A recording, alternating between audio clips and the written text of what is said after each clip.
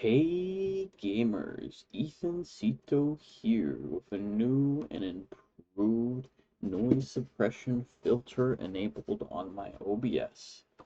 So there will be no more fan noise except from you, my favorite fans. Now that I'm done having a giant ego, it is time to show you what I've been working on for the TWFaith plugin and to put this piece of dirt down because I don't know why I have it. Now, I have been working on the curses, and you can see the curses in the Faith upgrade menu. We've got crumbling, whatever that is, intoxicate, discombobulate, and entangle. And these are the little terracotta blocks that appear. I might have to change the color for this one. This one's called Heavy Boots.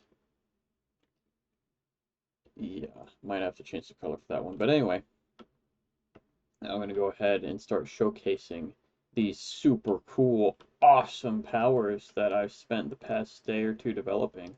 And if you're wondering why it's only been 2 days and with development, like what have I been doing for the rest of the month?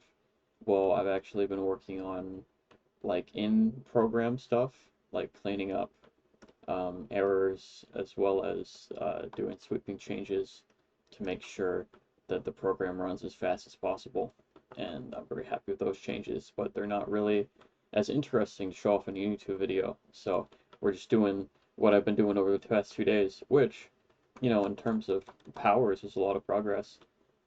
The first power is called crumbling, and for this one, we're going to need to grab some tools. We'll give her a shovel, and we'll give her a chest plate. Here you go. I'll just switch over to my assistant and have her equip the tools, and switch back and activate the crumbling power. So crumbling is a power that you toggle, and when it's enabled, everybody in the power's radius who is not part of your religion will take 10 times durability damage on their equipment, which means armor and tools. So I just hit my assistant, and as you can see, she has lost 1 durability off of her armor. Hang on. For some reason, it doesn't work on the first hit. Like if the armor's at full strength, I have no idea why. But as you can see, now it's at 517, which is where it belongs. Kind of. Anyway, we're not going to focus on that. We're going to focus on how it works every time after the first hit. And for the shovel, it does work on the first hit. As you can see, it lost 10 durability, and it lost 10 more durability. So yeah, if you're within the range of this power, you're going to have a lot of problems with your equipment breaking. So you can either leave the power, or you can kill the guy with the power, and then he'll leave you. Power number 2 is going to be heavy boots, and for this one we need to give boots.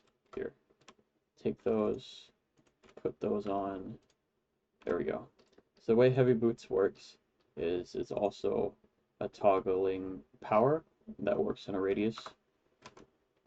And if you're an enemy in the radius of the ability, then when you're wearing boots, you move at half speed, which is sneaking speed. So if you sneak, you move really slow. But you can just fix it by taking your boots off. So you'll have less armor, and you'll have, you know, if there were any enchantments on your boots, you won't be able to use those. But you'll be able to move at normal speed. And then again, you know, if you leave the radius or kill the god, then the power stops. And there's going to be a stamina system that I put in that like drains the god over time, so that, you know, you can't have infinite power activation. Alright, number 3, intoxicate. This one I haven't set up the target choosing yet, so it's gonna affect me too, as the god. So this one is another area of effect. It's meant to only hit enemies, but like I said, I haven't set that part up yet. And basically, when you're in the radius, and I will always be in the radius because the radius is around me, you get the nausea effect because it's like the air is intoxicating. And then if you leave, the nausea effect goes away. Let me just deactivate it. There we go. Okay, this one's a really fun one. It's called Discombobulate. And we're just gonna throw a bunch of items into the inventory of our assistant so that I can showcase how cool and awesome and creative my super cool thing is. So basically, rather than being a toggle ability, this is an activate ability where like triggers something that happens once each time. As you'll notice, the item in the inventory keeps switching. And that is because what this ability does is every enemy in the radius around it will have their inventory completely randomized, basically. From, like, all their items get shuffled around. I'll just use it one more time. I'll use it a couple more times just to make sure it's all switched. And you'll see that things are in different spots now. So yeah, I think that's a really fun one to use in combat. And it's like when you're facing against those good PvP people who line up their hotbars very specifically, and then you just do this, and their hotbar is a jumble. And it's not even just the hotbar, it's all of the items like in their inventory. So if you have like a full inventory of just random items, you might end up. Did none of those drop? Is that not dropping? I I do not. Oh, it's how creative works. You can't drop. You have to put it. Gosh. Anyway. If you have a full inventory of random stuff like that, basically, you might end up with a bunch of building blocks and random junk in your hotbar instead of any of the items that you need. So I think that's going to be a really fun confusion, crowd control sort of thing. Speaking of which, entangle is our last ability, and what that does is it will spawn a ring of trees around the enemies. And this is, whoops, this is not a toggle, this is one of those activation ones. So it'll just do it once, and once the person breaks out of the area, they'll be able to escape. And let me just take you over to a different biome to show off what I've done with this power. Because different kinds of trees grow in different biomes, I decided to make it so that the trees that get grown depend on what biome you're in. So as you can see, you're in a jungle biome, which can spawn either jungle trees or oak logs. So it'll randomly choose from the trees which ones to make. You'll see that we have a little bit of both.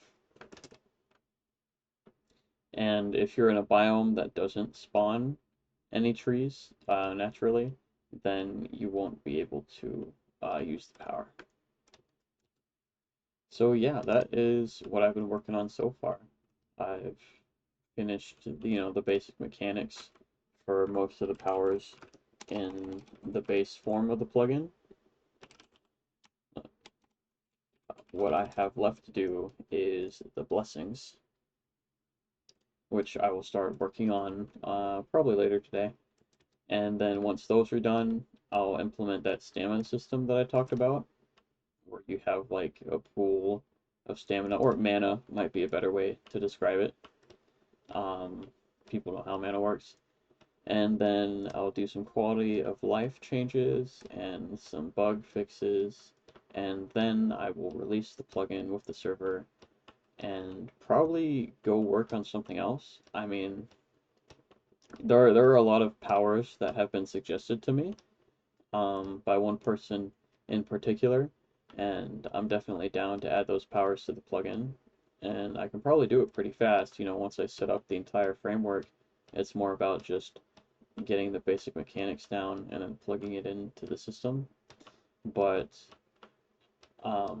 you know, I want to make sure I stay interested in the plugins, and I want to make sure I get started on the other plugins, because this is just one of several very important plugins that I'm going to be making for the server. I'm thinking that the next one I'll work on is the NPC plugin, but that's not entirely set in stone. It depends on how complicated it is when I take a look at it. So yeah, thank you for watching. Thank you for your interest in the server. I know we've got a lot of people in the Discord now, and I'm really excited to see what you guys do to the earth when I reopen the server. And I hope that we form a very happy, nice core community that will enjoy this game for many years to come. See you later.